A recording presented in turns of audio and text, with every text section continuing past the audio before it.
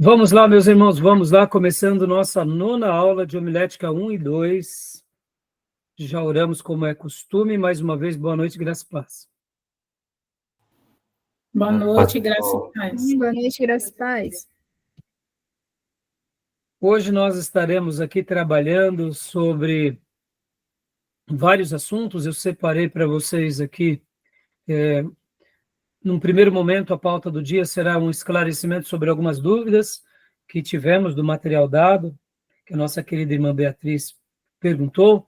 Os irmãos no nosso grupo de WhatsApp já debateram, e eu gostaria aqui de dar um parecer, como professor de vocês. Separei também aqui o capítulo 3 do livro-texto do Brodus, que fala sobre o pregador. Separei também um outro capítulo, que é o capítulo 2 do J.R. Kay, sobre a preparação espiritual para pregar. Quero trazer para vocês também aqui um assunto de Eugene Peterson, e dentro desse assunto de Eugene Peterson, também, logo na sequência, falarei um pouco também da minha apostila de teologia pastoral, no capítulo 7, que são a prática da pregação, algumas orientações que o pregador precisa ter. E, por último, se tudo correr bem e der tempo, a gente vai mergulhar um pouco no clássico Pregação e Pregadores, do pastor Martin Lloyd Jones, para a gente estar pontuando alguns assuntos. Hoje é a nossa nona aula, então hoje eu quero explorar bastante aqui com vocês o quê? A teologia da homilética, ou seja, o que realmente o pregador precisa para pregar. E eu quero estar trabalhando em cima desse detalhe. É claro que eu também estarei falando um pouco sobre um tipo de pregação, e nesse tipo de pregação quero aqui usar o clássico de John Bunyan, que é o Peregrino. Quero fazer um apontamento aqui com vocês, porque nas aulas passadas a gente aprendeu bastante sobre a estrutura da homilética. Na oitava aula eu trabalhei bastante com vocês sobre a teologia da homilética, ou seja, aquilo que a Bíblia ensina sobre a pregação, e hoje eu quero continuar falando sobre isso. O que a Bíblia ensina sobre a pregação, sobre o pregador, o que ele precisa ter, como ele precisa viver, né? E hoje a gente vai estar mergulhando aqui nesses assuntos, tá bom? Quero lembrar aos meus irmãos que as nossas aulas são gravadas para que vocês possam utilizar essas aulas depois. Gravamos também para que futuros alunos em EAD possam estar utilizando também como parte do currículo do curso. E também gravamos para que essas aulas possam também ser bênçãos a muitos irmãos, né? Até porque esse é um assunto tão rico, tão importante, e nós queremos abençoar o maior número de pessoas onde quer que essas aulas cheguem, tá bom? Bom, vamos lá, meus irmãos. Eu quero ler rapidamente com vocês aqui um salmo de número 29. Quero pedir que o meu irmão ou a minha irmã abra sua Bíblia aí no salmo de número 29. Quero que vocês leiam aqui o versículo de número 4 ao versículo de número 9. O irmão ou a irmã que desejar, versículo 4 ao 9. Eu estarei compartilhando aqui também em minha Bíblia em Kindle, tá? Salmos, capítulo de número 29, versículos 4 ao versículo de número 9. Deixa eu compartilhar aqui para vocês.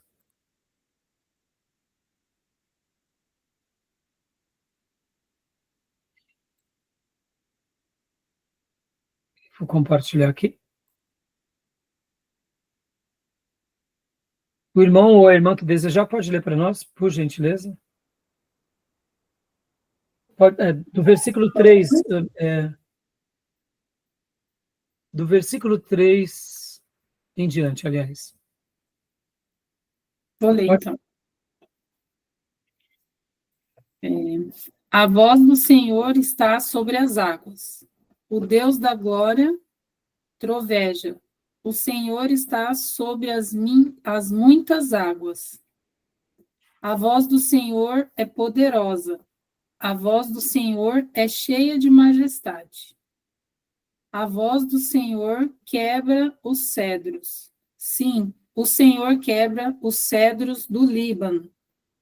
Ele também os faz saltar como um novilho. O Líbano e Sirion, como um unicórnio jovem. A voz do Senhor divide as chamas do fogo. A voz do Senhor estremece o deserto. O Senhor sacode o deserto de Cádiz.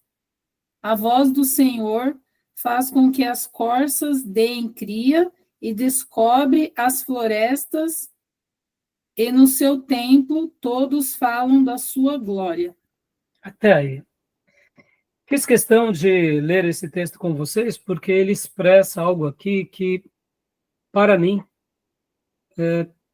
tem tudo a ver com a homilética ou a arte de pregar, que é fazer com que a voz do Senhor ela seja ecoada em toda a terra. Poder ouvir a voz de Deus é maravilhoso, e poder anunciar essa voz de Deus entre os homens é especial. E aqui o salmista, de forma poética, ele começa a enobrecer a grandeza da voz do Senhor. E eu gostaria de dizer aqui, deixar simplesmente essa breve reflexão a vocês, que todas as vezes que formos falar em nome do Senhor, e formos falar do Evangelho do Senhor, e formos proclamar a palavra do Senhor, que nós possamos ser esse canal da voz do Senhor entre os homens. E assim como o salmista, ele exaltava o Senhor por meio dessa grandeza que é a grandeza da voz do Senhor falando com os homens, que as nossas pregações, que os nossos ensinos, que as nossas ministrações sejam regadas da voz do Senhor.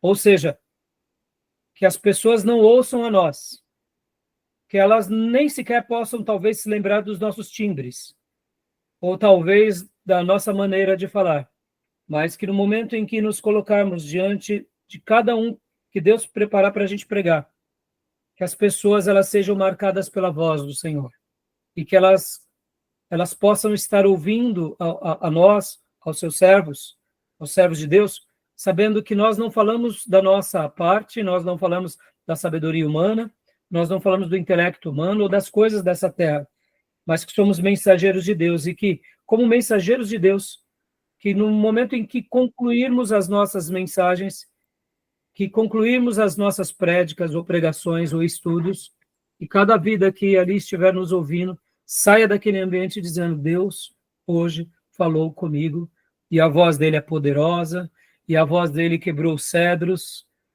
que a voz dele dividiu as coisas mais indivisíveis, realizou milagres poderosos. Então, que assim como Davi, ele enobrecia a voz do Senhor, que possamos ser canais como Davi, que façam com que a voz do Senhor ecoe no coração e na alma de muitos, para a glória do Senhor. Tá bom? Então, deixa essa breve meditação, porque tem tudo a ver com a arte de pregar, né, irmãos? Do que nos valerá transmitirmos a igreja do Deus vivo, ou as almas que estão perdidas, ou as pessoas, ou demais gerações, do que nos valerá somente de passar o nosso intelecto, as nossas virtudes, ou o nosso conhecimento. Eu diria, isso pode ser bom para essa vida, mas não é esse o papel que um verdadeiro pregador, uma verdadeira pregadora, um verdadeiro servo de Deus realiza. Que possamos ser mensageiros da voz do Senhor entre os homens, ou melhor, profetas entre os homens, tá bom? Que Deus nos ajude nessa caminhada, tá bom? Então, meus irmãos, eu quero aqui começar com vocês agora, aproveitando, né, tirar uma dúvida sobre uma pergunta que a nossa irmã Beatriz tinha feito em aulas passadas, em que a gente já debateu nos nossos grupos internos de WhatsApp. Quero lembrar os irmãos que a gente tem o grupo de WhatsApp e o grupo de Telegram, que a gente vai tirando dúvidas ali, e é claro que não é só ali, vocês também podem sempre me mandar mensagens, né? Mas ali acaba sendo muito útil, porque a dúvida de um irmão, há a participação dos outros irmãos, e essa interação, ela também faz parte, né, do nosso aprendizado. Então, eu quero até compartilhar aqui com vocês, né, o material que nós tínhamos passado, que é um PDF antigo do Ódulos, e nessa parte, nessa apresentação, aqui é logo na introdução, há uma recomendação do John Broadus, dizendo para que nós não fizéssemos uma escolha de passagens espúrias ou apócrifas. Bom, os livros apócrifos nós já sabemos quais são. A Igreja Católica, na Contra-Reforma, no Concílio de Trento, ele acrescentou ao Velho Testamento vários livros que eram livros judeus, eles colocaram lá no Velho Testamento e disseram, não, esse daqui são livros inspirados. Ali foi uma maneira de dizer o seguinte, irmãos, porque o Concílio de Trento ele se dá um pouco depois da Reforma Protestante. Então, ao ver a Reforma Protestante, os católicos eles fizeram aquilo que historicamente chamamos de Contra-Reforma. E o que foi a Contra-Reforma? Foram várias reuniões que os católicos eles se reuniram para quê? Para contra-atacar a Reforma Protestante e para mostrar que eles são diferentes da gente mesmo.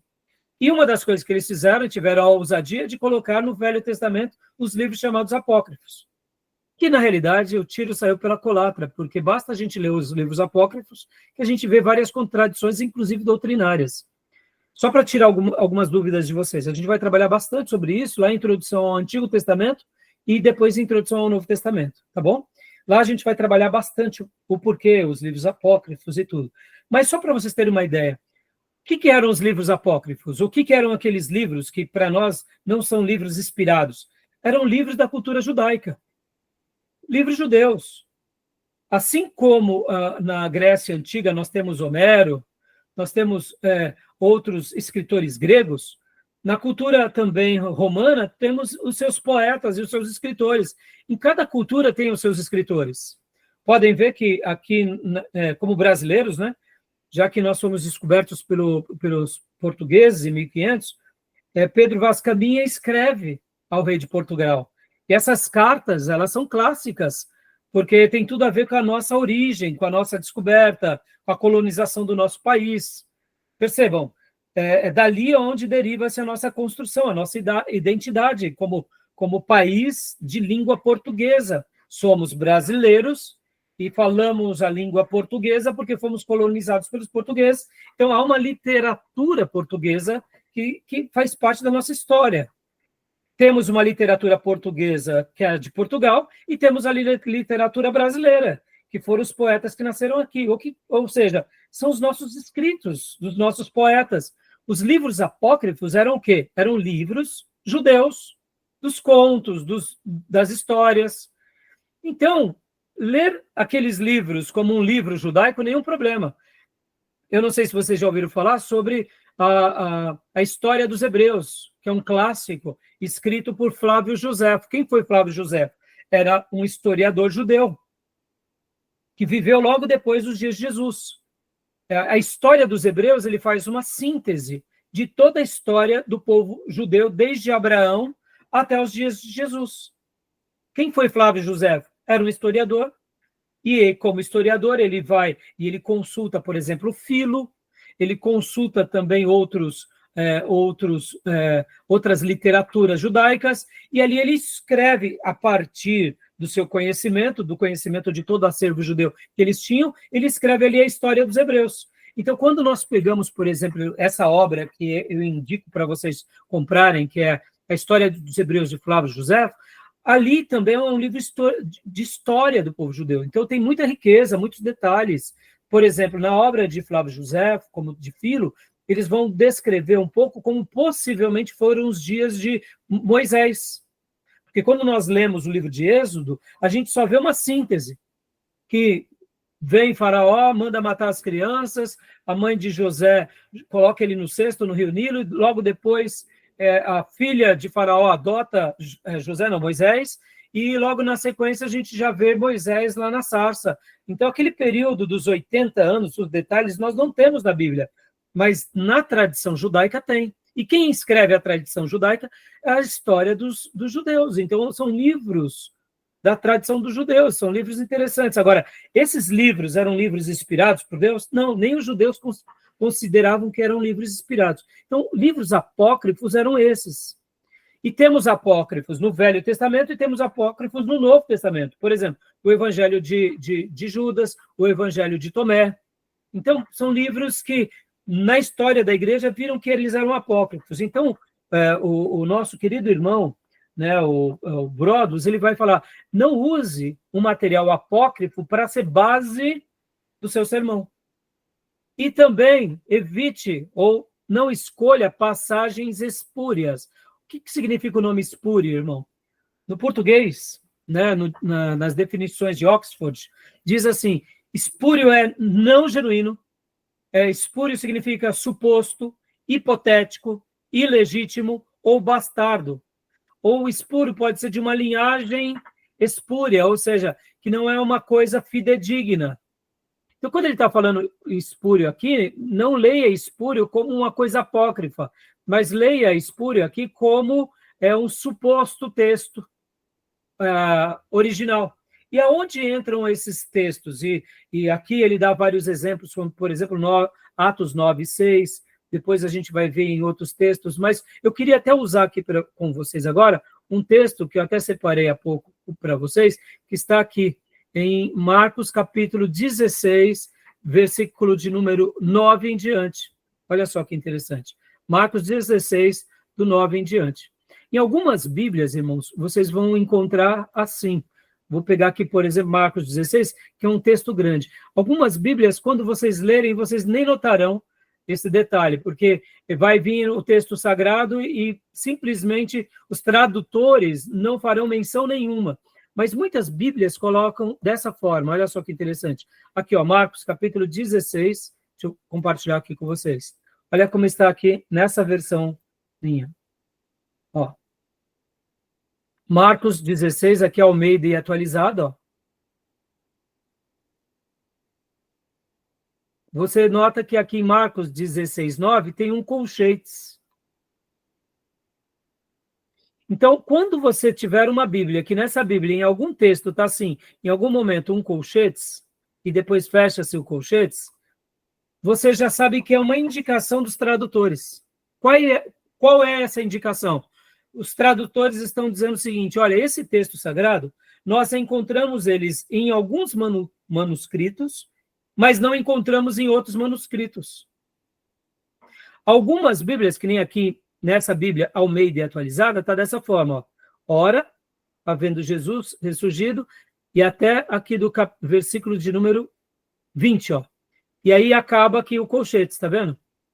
Aqui não faz menção nenhuma, mas deixa eu compartilhar aqui com vocês já uma outra versão, que é essa daqui na NVI. Olha só que interessante. A própria NVI fez questão de deixar claro esse detalhe. Olha só. Marcos também 16. Opa, deixa eu pegar aqui. Marcos 16, do versículo 9 em diante. Na NVI está dessa forma. Aqui, ó. 9. Aí tem um azinho. E aí começa o versículo 9, e ele continua, e agora aqui, no final do versículo 20, aí ele vem a nota de rodapé. Olha o que diz a nota de rodapé. O azinho, 16:9. Alguns manuscritos antigos não trazem os versículos 9 a 20. Outros manuscritos do Evangelho de Marcos apresentam finais diferentes. O que a NVI está dizendo aqui? Que esses versículos, do 9 ao 20, não são achados nos manuscritos mais antigos. Algumas Bíblias vão estar dizendo assim, você não encontra esses versículos nos melhores manuscritos. É exatamente isso que o nosso irmão Brodo está dizendo. Se nós formos fazer uma mensagem, vamos usar aqui uma ideia. De Marcos, versículo de número... Vamos pegar aqui, versículo de número 15. Vão pelo mundo todo e preguem o evangelho a todas as pessoas. Esse texto não está lembrando Mateus 28, o id? Não está ou não está? Não é igualzinho o id? O que o nosso irmão Brodo está querendo dizer lá naquele texto que ele fala para que não peguemos textos espúrios ou apócrifos? Ele está dizendo o seguinte, se você vai selecionar um texto para que esse texto seja o texto que vai fundamentar a tua mensagem, evita de usar esses textos que possam ser textos debatidos até mesmo dentro da igreja. Por quê? Porque muitas vezes o irmão que estará ali ouvindo a sua mensagem já vai ficar dizendo, mas esse texto, o pastor foi pregar logo em Marcos, do capítulo 16, do versículo 9 ao 20, para sustentar essa mensagem. Ora, por que não escolher outro texto? Ou seja, o ouvinte já fica disperso, pode gerar debate na igreja. Esse é um assunto típico para a escola bíblica, não para uma pregação. Agora, irmãos, essa é a recomendação que ele dá, tá bom? Deixa eu fazer aqui uma meia-culpa, tá? Eu não sou um linguista. Eu sou um pastor que tem o dom do ensino. E as matérias que eu leciono no seminário são matérias mais pastorais.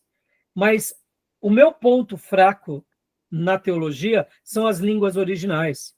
Então, para mim, por exemplo, eu não vejo problema nenhum de pregar em Marcos, capítulo 16, do versículo 9 em diante. Porque qual que é a grande questão? Pode ter até o debate teológico sobre esses versículos. Debate de que esses textos não estão nos melhores manuscritos. No entanto, esses textos, como eu estou lendo aqui Marcos, capítulo 16, assim vale também para Atos, que a gente viu há pouco sendo citado na página, ou outros textos bíblicos também, em Atos 8, por exemplo, eu vejo que esses textos, mesmo que eles não estejam nos melhores manuscritos, eles não são heréticos. O que eu quero dizer com isso? Sobre o debate de que nós não encontramos esses textos nos melhores manuscritos, isso é legítimo. Por outro lado, para mim, não invalida o texto como doutrina. Ou seja, quando eu leio Marcos 16, do 9 em diante ao 20, eu vejo que aqui existem vários ensinos de Jesus que foram dados a nós, que estão em Mateus, no próprio Evangelho de Marcos, nos capítulos anteriores, Lucas e João.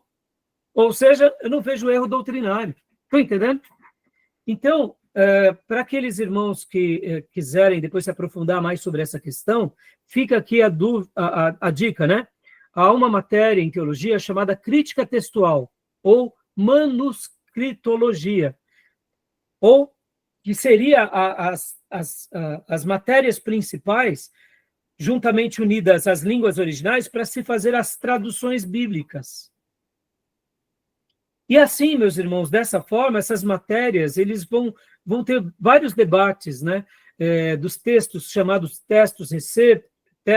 textos receptos, né, outros códices. Então, o que acontece, meus irmãos? Eu, como não sou especialista dessa área, eu aprendo com os linguistas.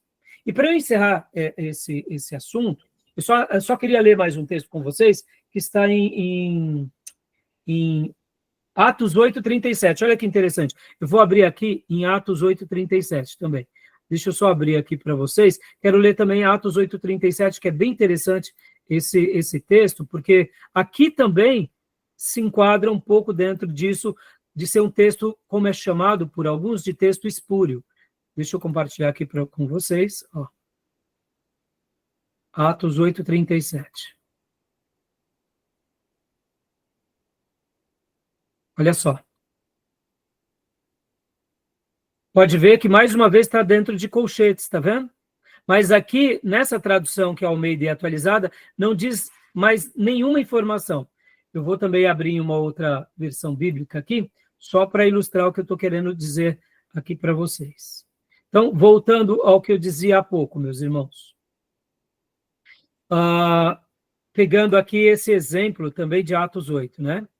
Eu entendo, irmãos, que mesmo que não esteja nos melhores manuscritos, e aqui admito que pode não estar dentro dos melhores manuscritos, mas eu não vejo que esse texto também seja uma heresia, tá? Eu estou pegando aqui a versão Almeida e atualizada, e estou pegando aqui a corrigida e fiel. Olha só que interessante, Atos 8, 37. Na Almeida atualizada tem o colchetes. E olha só o que diz. E disse Filipe, é lícito, se crês de todo o coração. E, respondendo ele, disse, creio que Jesus Cristo é o Filho de Deus. Fecha colchetes. Como eu mencionei para vocês há pouco, aqui na Almeida atualizada não está dizendo nada, mas em algumas Bíblias vai estar um asterisco, um A, e vai colocar embaixo. Esse texto não se encontra nos melhores manuscritos. Abrindo aqui para vocês também agora, a outra versão está aqui. Olha só. Na Corrigida e Fiel, olha como apresenta na Corrigida e Fiel. Na Corrigida e Fiel não faz menção nenhuma. Olha só, 8,37. Pode ver que do 36 segue já para o 37 e não tem nota nenhuma. E disse Felipe, é lícito, se crê de todo o coração. E, respondendo ele, disse, creio que Jesus Cristo é o Filho de Deus. Na NVI, inclusive, irmãos, vou abrir aqui na minha NVI, a gente nota que aqui tem uma nota de rodapé. Então, percebam, irmãos, que essas coisas fazem parte dessa matéria que eu acabo de dizer, chamada crítica textual. Então, o que o nosso irmão ele estava dizendo era exatamente isso. Deixa eu abrir aqui na NVI, ó, 8:37. Eu vou ler aqui só para apressar, para a gente ir já para os outros materiais. Quando está aqui, ó, 8:37, está escrito aqui uma nota de rodapé. 8:37 tem literalmente um Czinho, e dentro do C você vai lá para a nota de rodapé, tá? Muitos manuscritos antigos não trazem o versículo 37. A grande questão é o seguinte, se eu vou pregar uma mensagem baseada na fé, que as pessoas precisam crer em Jesus, e que as pessoas precisam dar uma resposta positiva a Jesus, eu vou usar esse texto aqui, por exemplo, de Atos 8:37, eu posso fazer com que alguns grupos dentro da igreja fiquem debatendo essa questão da manuscritologia, ou seja, o que o Brodus está dizendo? Se você vai pregar, não use esses textos.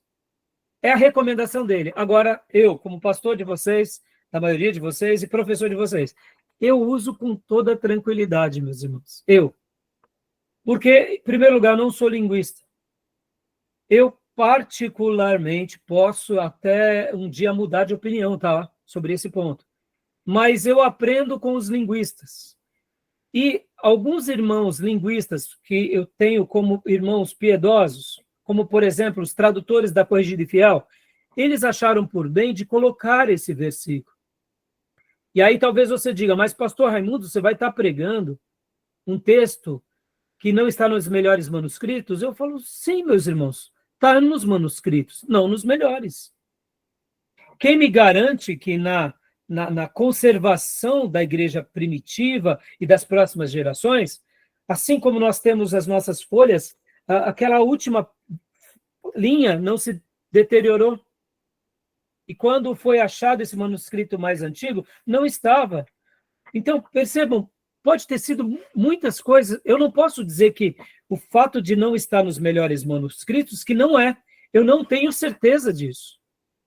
Porque eu não sou especialista, e porque aqueles que são especialistas colocam da seguinte forma, ó, não está nos melhores manuscritos, mas está em outros manuscritos. Quando nós formos falar sobre essa questão da introdução ao Antigo Testamento e ao Novo Testamento, vocês vão aprender bastante sobre isso, que muitos manuscritos são datados do ano 200, outros do ano 300, outros do ano 400, do ano 500 e do ano 1000. Meus irmãos, vocês têm que lembrar que até 1500 nós não tínhamos a imprensa, tudo era feito à mão. Então, havia a possibilidade, sim, de um irmão, na hora que ele estava fazendo uma cópia do texto sagrado, ele pulasse uma linha. E realmente pode ser que ele pulou a linha.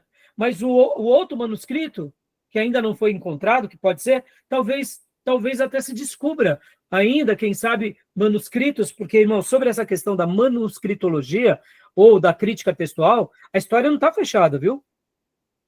Tem textos que não estão nos melhores manuscritos agora, porque não se descobriu ainda outros manuscritos. Mas talvez, em algum momento, possa ser que eles achem enterrado em algum lugar alguns manuscritos que esteja lá. E aí essas Bíblias que estão dizendo não estão nos melhores manuscritos vão voltar a dizer agora fazem parte dos melhores manuscritos. Estão entendendo? Então, o que eu quero dizer?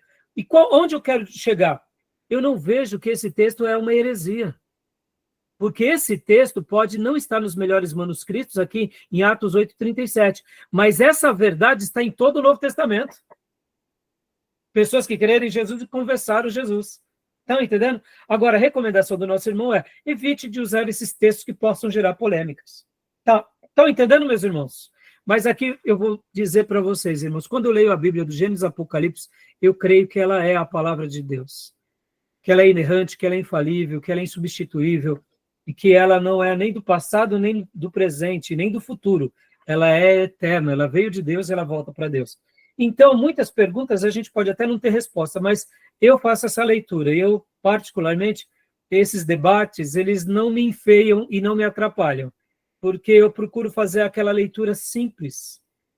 Considero os argumentos, considero os debates, mas eu carrego de fé nesses textos, que são esses textos que ele chama de espúrio. Lembrando que a palavra espúrio, mais uma vez, significa suposto, hipotético, não genuíno, ilegítimo, bastardo.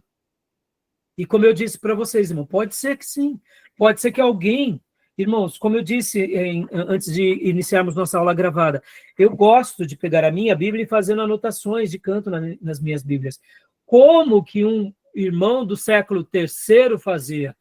Se ele tinha o texto original, será que ele não fazia notas? Um pastor lá de Antioquia, ele não fazia notas na sua própria Bíblia? Pode ser que sim. Então é por essa razão que muita coisa a gente ainda não sabe. E muita coisa talvez possa até ter sido colocado, mas não com o intuito de jogar ali no texto uma heresia. Mas quem sabe foi uma nota de rodapé. Quem sabe esse texto aqui foi a nota de rodapé de algum pai da igreja, que nas outras cópias, os copistas não sabiam distinguir se era um texto sagrado, se era uma nota de rodapé, e colocaram um acréscimo, entendeu? Mas não é nem um ensino herético. Ficou claro, meus irmãos? Tudo bem? Beleza? Tá bom, então, meus irmãos. Então, eu quero tirar essa dúvida para vocês, porque isso aqui é muito importante, tá bom? Beleza, Beatriz? Obrigado pela contribuição de todos os irmãos que mencionaram lá no grupo, e eu achei que foi muito útil. Agora, sobre os livros apócrifos, a gente não precisa nem dizer, né, irmãos? Eu não vou pegar, por exemplo, o Evangelho segundo Tadeu, Judas. Não vou pregar, né?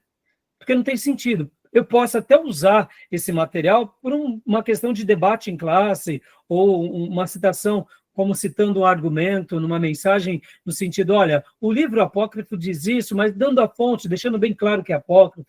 Tá bom? Tudo bem? Alguma pergunta? Não? Então, meus irmãos, rapidinho aqui, né?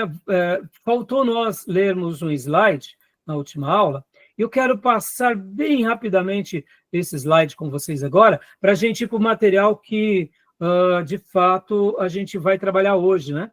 E uma coisa que eu até queria dizer para vocês, lembrando todos vocês, que na próxima aula será a nossa prova, né? Então, vamos ler rapidamente aqui esse slide, porque esse slide que eu estou abrindo agora para vocês é um material que vai nos ajudar. Em que sentido? Vai nos ajudar só de compreender algumas posturas que a gente precisa ter no púlpito, né? Então, eu vou pedir para o meu irmão Diego. Diego, você consegue ler para nós, meu irmão? Por gentileza, ó. Aqui são algumas instruções finais que o professor Sérgio Mascarenhas deu sobre éticas de púlpito. Então, vamos passar rapidamente aqui para a gente ir para os assuntos que hoje eu separei, que está mais voltado para, literalmente, o assunto da teologia da homilética, né?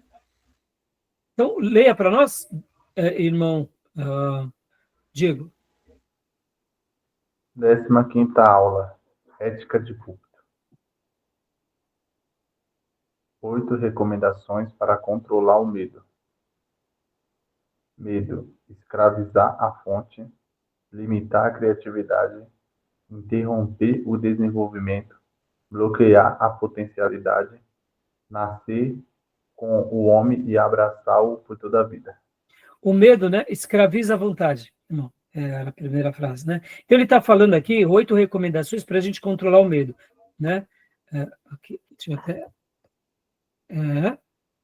ele dá 8, mas aqui ele só mostrou algumas. Deixa eu ver aqui no outro material. Só um segundinho. Então, voltando aqui, né? Tá. Aqui, na realidade, as 8 recomendações virão agora. Isso. Tinha me esquecido desse detalhe. Aqui ele está dizendo o seguinte, só para esclarecer para vocês, né? Opa, não estou conseguindo mudar isso. Que o medo realiza isso em nós, ele nos atrapalha. O medo, irmãos, faz parte da nossa vida, tá? Não pensem vocês que o medo é uma coisa anormal. O medo faz parte da nossa vida. A gente tem que entender que medo e ser humano não é nem um bicho de 7 cabeças. Ter medo não tem nenhum problema. O problema em si está em quando o medo nos paralisa, quando o medo nos bloqueia, tá bom? Então, agora ele vai dar algumas sugestões para nós. Inclusive, irmãos, o medo faz parte da preservação da vida. Pode ver que o animal tem medo. Nós precisamos ter medo. O que o medo não pode é nos bloquear. E por que ele fala, dando aqui algumas recomendações? Porque muitas vezes a gente está com medo de pregar, medo de ensinar. A gente tem que romper esses obstáculos, tá bom? Então vamos lá, Diego, continua para nós, primeiro agora, né? 8 recomendações para controlar o medo. Encare-o normalmente. Ou seja, vai ter medo? Vai ter frio na barriga? Vai. Mas encare o medo e vença o medo. Só para vocês terem uma ideia, irmãos, quando você chega para uma pessoa, por exemplo, um policial que é treinado como um policial de elite, se você chegar para ele e falar, você tem medo? Ele fala, claro que eu tenho. Tanto é, por isso que eu uso escudo, capacete, por isso que eu não dou sopa, porque eu sei que uma bala pode acabar com a minha vida. Então ele tem medo. Só que ele é treinado a lidar com o medo dele e ele é treinado a vencer o medo. Só para vocês terem uma ideia, irmãos, eu não sei se vocês são assim, mas quando vocês estão assistindo um filme, um programa, e de repente tem aquelas batidas, ou aquele susto, ou entra um bandido na frente do outro, alguém aqui pula assistindo a TV? Né? Aqui em casa temos 2 que pulam e 2 que não pulam. Os que pulam ficam bravos porque pularam, e os que não pulam dão tanta risada. Quem são os 2 que pulam? Eu e o Felipe. Eu sou o que pulo mais. Quando tem uma cena assim de suspense, eu pulo instintivo. E o Felipe pula também. Então, se eu estou num canto do sofá, eu pulo e o Felipe pula. Minha esposa e o meu filho mais velho, que é o Lucas, eles não pulam, mas eles riem tanto. Eles, no máximo, fazem assim. Mas a reação deles... Percebam, cada um tem uma reação. Um policial, quando ele se depara com algo que o amedronta, ele é treinado a lidar com esse susto. Eu me lembro que foi feita uma pesquisa de um coach, né, um especialista de esporte. Ele pegou vários jogadores de futebol americano, aqueles homens que parecem guarda-roupa, e aí eles pediram para aqueles atletas correrem, né? E, de repente, eles falaram assim, aquele treinador disse assim para esses atletas, é o seguinte, vocês vão correr hoje aqui no parque, mas tivemos um imprevisto. A fazenda aqui do lado foi solto 8 javalis. E dos javalis tem um que é muito grande. Então, se vocês verem algum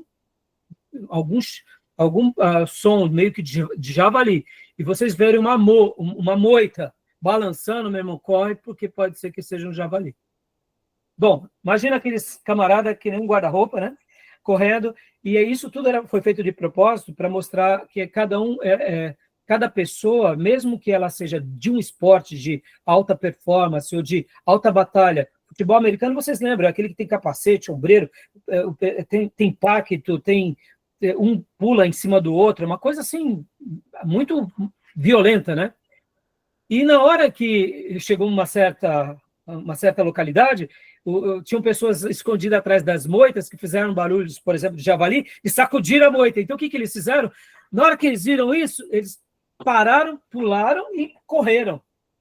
Mesmo sendo homens muito valentes e briguentos, eles não quiseram saber o que estava atrás da moita. Eram pessoas escondidas. E o mesmo teste foi feito com policiais do FBI, da SWAT, policiais que já eram treinados, né?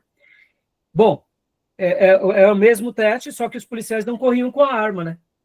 Os policiais corriam sem a arma. Foi falado a mesma coisa, cuidado, porque tem uns bichos soltos aí, um javali. Se vocês verem uma moita aí, cuidado. E, de repente, o bicho pode vir para cima de vocês, vocês correm risco de vida. Aí eles estavam correndo ali juntos, né? Os vários policiais fizeram a mesma cena. Qual foi a reação dos policiais? Todos eles pararam e literalmente foi como se eles estivessem procurando as armas, mas não estavam com armas, né? Mas eles não tiveram uma reação como foram os jogadores de futebol americano, que eles saíram correndo. Por quê? Porque eles são treinados ao medo, ao confronto, eles pensam para agir. Então, qual era a lição de moral, né, que esse coaching, esse treinador estava dando ali sobre enfrentar obstáculos? Quando nós enfrentamos obstáculos de forma consciente e eu preciso encarar, eu vou vencer, é o javali ali na moita, tá bom? Então, ou seja, você sabe que vai ter, você vai preparado, você não corre dele. Bom, por que eu estou falando tudo isso? Porque para muitos irmãos, a pregar para alguém ou pregar numa igreja é um terror. Por quê? Porque você está olhando um monte de cabecinha, olhando para você, um monte de olhinho. Você é a atenção de todos. E isso gera medo. Mas alguém já disse, um professor de homilética disse o seguinte: já viu uma plantação de abóbora? Não. Então, um professor de homilética dizia o seguinte: faz de conta que é uma plantação de abóbora. Você está falando para uma plantação de abóbora. Quem são as abóboras? Os irmãos. Simplesmente isso. Fala para a plantação de abóbora. Esquece que são pessoas, esquece que eles têm olhos, esquece que eles têm reações. Tá bom? Tudo bem, meus irmãos? Eu sei que é muito fácil, né? Mas qual que é a lição de moral aqui? Encare normalmente. Faz parte. Você vai vencer. Se der alguma derrapada, se nas primeiras vezes vocês verem a moita mexendo e acharam que o javali saiu correndo, não, na segunda vez vocês já vão lembrar, não é javali não, não é javali não, não é. É só gente querendo me enganar. Tá bom? É assim, e a gente vai vencendo, tá bom? Beleza? Rapidamente aqui, só para a gente prosseguir. Diego, segunda recomendação? Controle o seu nervosismo. É fácil ou não? Não, não é fácil, mas respira. Irmão, você pode até expressar isso. Irmãos, hoje é a minha primeira vez, então tenham paciência comigo. Mas não vai para o discurso do miserê, tá, irmãos? Eu não me preparei, eu sou o pior dos pecadores, aí também não. Mas pode jogar com honestidade, irmãos, é a minha primeira ocasião. Então, se por acaso, né, eu ficar um pouco tenso, tá? Lembra da história da mão que suava e da língua que secava? Lembra? Então, apliquem aquilo, tá? Brincadeira, tá? Vamos lá. Terceiro, Diego, pode ler para nós.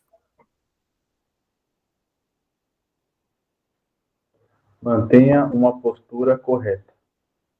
Ou seja, meus irmãos, continue pregando. Fale da parte de Deus. Deus vai guiar vocês, tá bom? 4. Antes de pensar como, saiba o que falar. Né? Ou seja, se você se preparou, siga, não tem problema. Se equivocou um pouco, não tem problema. Antes de pensar como, saiba o que falar. Ou seja, se você se preparou, eu vou falar sobre isso, siga o roteiro. 5. Não fique preocupado com os erros que ainda não cometeu. Exatamente. Faça o seu melhor. E se errar, depois você se retrata. 6. Não adquira vícios. É muito fácil, por causa disso, a gente ter alguns cacoetes e bloqueios. 7. Chame a voz com respiração. Eu tive o prazer e privilégio de fazer um MBA lá na FGV. E olha, irmãos, como é bom fazer um MBA numa escola boa, como a FGV. A diretora do nosso curso, a Ana, era uma carioca, que uma aluna na classe, enquanto ela falava assim, bem baixinho. Sabe aquela pessoa que fala assim, baixinho? Fala para dentro. Aí ela falava assim, filha, me abrace com a sua voz. Ou seja, fale para fora. Eu sei que tem pessoas que falam mais baixinho. Na nossa igreja, nós temos uma líder de jovens, que é a Aline. Irmãos, ela sempre falou muito baixinho. Mas quando ela vai pregar, meu irmão, que delícia ouvir aquela menina pregando. Mesmo ela começando ali um pouco baixinha, ela vai desenvolvendo, chega uma hora, o conteúdo que ela tem, graças a Deus temos microfonia. E ela é professora de educação física, então ela aprendeu também a exercer a sua vocalidade, né? Mas perceber o estilo de cada um. Mas respire, chame a voz com respiração, respire, né? Bom, quem gosta de correr, deixa eu dar uma dica aqui para vocês. Quando nós estamos correndo, e eu não sou um corredor de longas caminhadas, né? Mas eu, durante muitos anos da minha vida, eu corri, atualmente tenho corrido muito pouco, mas um dos segredos quando a gente está correndo, por exemplo, né, eu sempre corri uma velocidade bem curtinha, mais trotes, mas chega uma hora, depois de ali 40 minutos correndo, 1 hora correndo, que é um tempo bem significativo, que você começa a não sentir mais a sua respiração. Então, um segredo que os atletas têm, irmãos, é literalmente pegar a ponta do pé. E sabe quando você está correndo, você para ali, você está correndo, você fica com a ponta do pé e você dá saltinhos com a ponta do pé. Vários saltinhos com a ponta do pé. Nesse momento que você dá saltinhos com a ponta do pé, você flexiona a sua panturrilha. Flexionando a sua panturrilha, você oxigena melhor o seu pulmão. Oxigenando melhor o seu pulmão, você sente a sua respiração de volta. E aí você consegue progredir. Bom, eu gosto muito de acompanhar o jogo de tênis, né? Percebam que o jogo de tênis é um jogo que você não corre muito, mas você tem explosões muito rápidas, né? Numa disputa de bola. Então, muitas vezes, tem uma disputa de 10 bolas de um lado para o outro, e você corre muito. São explosões muito rápidas. E quando para esse ponto, os dois estão exaustos. E aquela pessoa que está sacando, que vai ter que sacar, ele vai ter que sacar depois dessa exaustão. E percebam que muitos atletas do tênis, quando eles vão sacar, eles ficam pulando na ponta do pé. Ué, por que estão pulando? Eles estão oxigenando o seu pulmão. Entenderam? Ou seja, a panturrilha. Quando você faz literalmente essa flexibilidade, a panturrilha, ela contrai e naturalmente circula mais sangue e mais oxigenação e você sente o ar no pulmão de volta. Detalhes, né? A gente nem nota. Então, por exemplo, no tênis, muitas vezes pela tensão que a gente está numa disputa de tênis, você está tenso e com a tensão, o que você faz quando você está tenso? Você respira mal. E pular na ponta dos pés te obriga a respirar profundo. Por isso que alguns jogadores de tênis, quando eles estão batendo a bolinha, eles fazem aquele barulho. Parece uma frescura, né? Não é. Eles fazem aquilo de propósito porque eles jogam o ar para fora. Eles respiram, jogam o ar para fora. Na pregação, pastor, então o senhor está me dizendo que eu vou chegar diante de um monte de irmão olhando para mim e ainda vou pular na ponta? Não, claro que não, meus irmãos. Mas você vai fazer o quê? Você vai falar e vai respirar. Se precisar, pega o copo d'água. Respira de novo. Oxigenou o seu cérebro, irmão. Oxigenou o cérebro, as ideias voltam. Porque quando a gente está tenso, como que a gente fica? A gente fica com respirações curtas. Não é assim? Ai, estou com medo. Então, é nessa hora que a gente precisa controlar a respiração. O nosso querido irmão Felipe Reis, ele é professor de karatê. Por que no karatê se grita? Para você liberar o ar. Liberando o ar, você precisa de ar. Precisando de ar, você oxigena o seu corpo. Oxigenando o seu corpo, você oxigena o seu cérebro. Oxigenando o seu cérebro, tem as ideias. Deixa eu dar um segredo aqui para vocês, irmãos. Porque eu amo folgar de sábado. Porque de sábado eu faço atividade física. E toda vez que eu faço atividade física, mesmo que eu não durma muito bem no sábado à noite para o domingo, no domingo de manhã minhas ideias estão bem clareadas. Bem, porque eu oxigenei o meu cérebro com atividade física. Essa ideia, irmãos, de atividade física, ela não é uma questão de vaidade, é saúde mental e saúde física. Quando a gente faz uma atividade física, dá uma corrida, nem que for 20 minutos, que a gente trabalha o nosso pulmão, a nossa respiração, tanto a parte aeróbica quanto a parte cardíaca, automaticamente há uma oxigenação no nosso cérebro, a gente pensa melhor, a gente estuda melhor. Está entendendo? Então, por isso que aqui fica uma recomendação, pratiquem atividade física. Podem ver, meus irmãos, hoje, por exemplo, né, hoje foi um dia em que eu fiquei praticamente a tarde toda e agora a noite toda aqui no meu escritório, nessa posição. Preciso de atividade física. Meu trabalho, eu dou algumas passadas, ando, mas não ando tanto. Né? Acabo ficando muito no escritório. E isso, querendo ou não, dificulta. Por isso que a gente precisa andar, tá bom? Então, chame a voz com respiração, tá bom? Beleza? Gostaram dessas dicas? Parece uma coisa de quem não tem o que fazer, né? Mas não é não, irmãos, é sério, viu? E o oitavo, leia para nós, Diego, por gentileza. A prática irá proporcionar o reflexo. Então, aqui são 8 recomendações, tá bom? E aqui, irmãos, eu só vou passar agora rapidamente as demais éticas de púlpito, tá? Aqui a questão da postura gestual. Tome muito cuidado, sabe? Todos estão olhando a gente precisa ter uma postura gestual adequada, né? Os nossos pés, as nossas mãos, os nossos olhos, onde a gente coloca a mão, né? A nossa comunicação não verbal, ela diz muito. Lembrem-se que o corpo fala. Olha só, as palavras podem mentir, mas o corpo sempre fala a verdade. Quer ver um exemplo? O casal está discutindo, a mulher pergunta para o marido, tá tudo bem, amor? Ele fala, tá. Tá. Tá tudo bem mesmo? Claro que não. Qual que é esse sinal? Tem um problema. Ficar mexendo a perna, pulando a perna. Ansiedade. O corpo fala, irmão. Esses dias uma irmã na igreja fez um negócio lá, eu falei, irmã, o que foi? Não, pai, não foi nada não. Eu só fiz isso, mas não foi nada não. Aí eu digo para você, ela disse muita coisa naquele não foi nada? Claro que ela disse. Ela não quis dizer o que é, mas tinha um monte de coisa atrás daquele não foi nada não. E ainda mais daquela cara, não foi nada não, pessoal. Não foi nada não. Um bico desse tamanho. E aí eu fui para outras pessoas, eu tentei ali descobrir, o que aconteceu, minha irmã? Não, foi isso. Eu falei, releve, mas é assim mesmo. A irmã teve uma crítica que foi feita, alguma coisa que ela fez, ela não soube lidar e estava com a pá virada. E aí o pastor viu e eu fui falar com ela que eu vi ela fazendo algumas coisas. Ela, não, pastor, resolvi.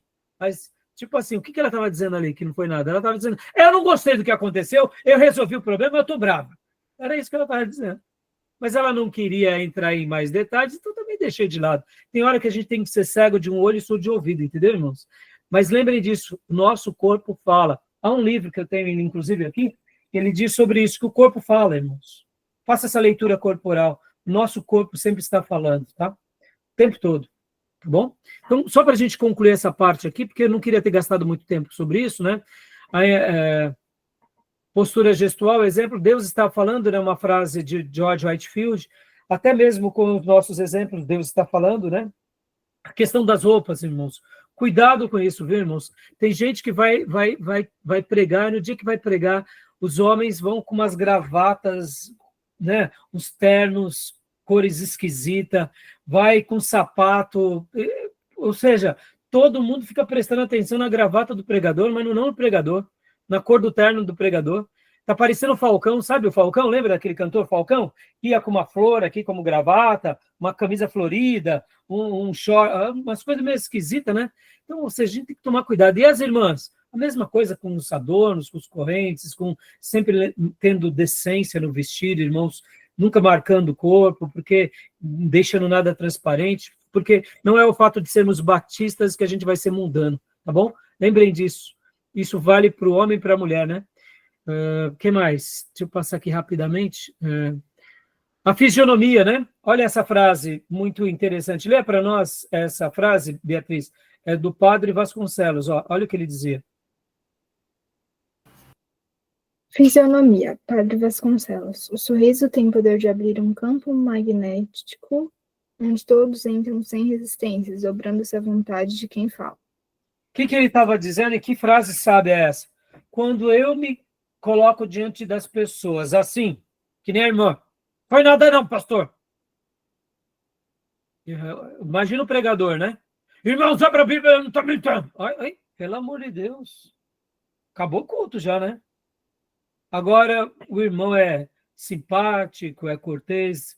Graça e paz, meus irmãos. Batistas, presbiterianos, metodistas costumam cumprimentar assim. Assembleanos e pentecostais é a paz do Senhor. A paz do Senhor, meus irmãos. Tudo bem com os meus irmãos? Oh, que alegria ver o irmão. Um sorriso gostoso, honesto. Não aquela risada amarela, né? Oi, irmão, pai. Oh, né? O sorriso quebra a pessoa. Guardem isso, irmãos. O que está dentro do seu coração é teu. Mas o seu rosto e o meu rosto é um presente que Deus nos deu para o próximo. Concorda? Eu estou vendo o meu rosto? Agora eu estou vendo porque eu estou olhando no webcam. Mas eu olho o meu rosto quando eu te vejo? Quando eu te vejo, eu olho o seu rosto. Logo, o meu rosto é um presente de Deus para aqueles que estão ao meu lado. Para minha esposa e meus filhos. Eu tenho que ter educação. Eu tenho que lembrar disso, que eu não posso sempre me apresentar de cara fechada. Eu conheço uma mulher que ela dizia assim sobre o seu marido: esse homem tem duas caras. E um dia eu perguntei para ela: o que você quer dizer com duas caras, minha irmã? Não, você não sabe com que tipo de cara ele vai apresentar no outro dia. Se a cara fechada, se a cara feliz, ele tem duas caras. Você não sabe qual é a cara que ele vai... Ele acordou, tá? Qual é a cara que ele hoje vai se amostrar? Do bom humor, do mau humor, do rabugento? Ou seja, e aí quando eu vi essa expressão, nunca mais me esqueci, né? Lembre-se que o meu rosto é um presente para o próximo. O meu coração é um presente para mim, que Deus me deu. Então ninguém precisa saber do meu coração. Mas o meu próximo também não precisa ser atacado com a minha feiura, com a minha eu sendo ranzinza. Né? Feiura que eu quero dizer assim, nesse sentido de expressão rude. Estão entendendo, irmãos? Então, o sorriso tem o poder de quebrar o outro. Pode ver, um sorriso, a gente não olha de uma forma hostil quem sorri para nós. É sempre agradável, né? E na arte de se comunicar, se a gente puder fazer isso, fica aqui a dica, tá bom? Rapidinho, vamos tentar aqui, ó. 7% da comunicação são feitas por palavras, 38% pelo uso da voz e 55% por meio da fisionomia. Olha aqui uma dica do GRK. Interessante isso, né? Então, 7% são feitas por palavras, 38% pelo uso da voz. A gente já trabalhou essa ideia, saber colocar as palavras do jeito certo, nos momentos certos. E 55% por meio da fisionomia. Eu posso até dizer, como eu te amo, mas eu posso dizer assim, como eu te amo. Né? Eu posso dizer, como eu te amo. Ou seja, a fisionomia diz muito. E aqui fica uma dica, hein? Quem é muito expressivo, cuidado também. Porque muitas vezes você está num ambiente que você não pode se expressar demais. Porque, como eu disse, o que acontece dentro do teu coração é um presente para você, para Deus, e por isso que Deus diz, filho meu, dá-me o teu coração. O que está no teu coração é teu. Mas a tua fisionomia é para o próximo. Então, seja educado. Não é ser hipócrita, isso não é dissimulação, irmão. Seja educado. Está passando por um problema? Não precisa ficar transparecendo o problema. O pastor vai pregar, está numa tribulação? Lembra disso. Os irmãos não têm nada a ver com essa tribulação. Essa tribulação é o meu deserto. Está entendendo? Se já chegar lá na igreja, sabe, meus irmãos, a luta está muito grande, viu? Acabou. Vai consolar quem, meus irmãos? As irmãzinhas lá vão falar, vamos orar pelo pastor. Chega, pastor. Não fala mais nada. O senhor está precisando de ajuda. E ora, e vou te dizer, irmãos, muitas vezes Deus vai permitir que a gente vá pregar sim. Porque é a hora que a gente é testado na nossa fé. Que a gente está com problema, que a gente está com dificuldade, mas a gente não olha para nada disso e a gente vai e leva o alimento de Deus. Tá bom? Meus irmãos, deu a hora aqui, eu queria ter acabado tudo nesse slide, mas vamos ter que continuar ele no próximo bloco, tá bom? Alguma pergunta? Vou tentar correr rapidinho para a gente zerar ele, para ir para os assuntos que eu separei para vocês, tá? Alguma pergunta, alguma dúvida? Não? Então, podemos parar aqui nossa gravação? Fechado. Então, vamos parar para a gente beber uma água, ir ao banheiro, é um período do intervalo, tá bom? Então, daqui a 5 minutos a gente se fala novamente, tá bom, meus irmãos?